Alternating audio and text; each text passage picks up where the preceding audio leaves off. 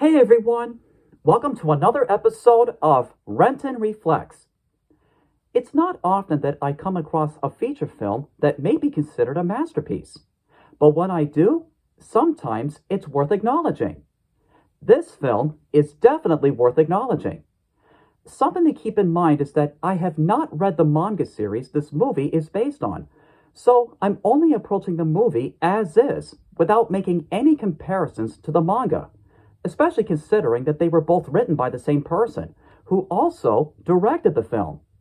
With that said, let's talk about the story. It takes place in the year 2019, and it had just been a little over 30 years since the city of Tokyo, Japan, had been nuked by a bomb that had been set off by the Japanese government.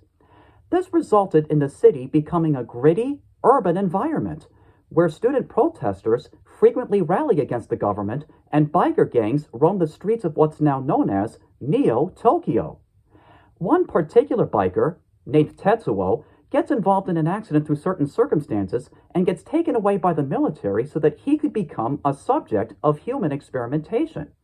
His good friend Kaneda tries to organize a rescue mission in order to save him. There are also a few child characters who apparently have aged very rapidly, but that's all explained later on in their connection with the experimentations on Tetsuo. It isn't until later do we find out who, or what, Akira is all about.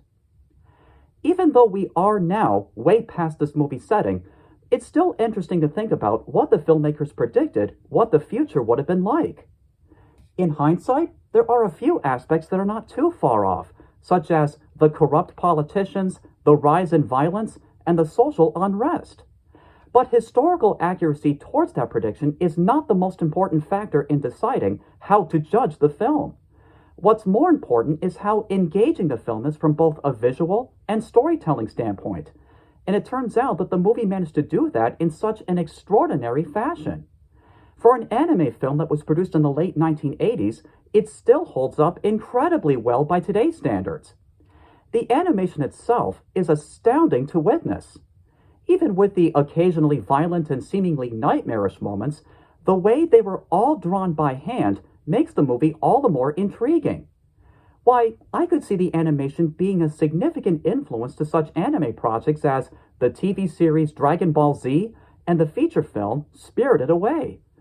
The story is also fascinating in its sophistication, being able to bring on the mystery of what's going on while also cleverly connecting the dots along the way. The filmmakers took this movie in a direction that not only sometimes shocks, but also captivates in both the drama and the action. It's no wonder it's often been viewed as the Godfather of anime. Anyone who's a fan of animation or has an interest in pursuing animation for a career ought to take a look at this film and study it.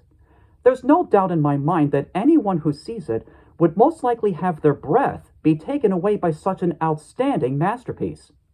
And so, I give this film on a scale between 1 and 10, a 10. It's that good. And that concludes my review. Thanks for watching, and I'll see you next time.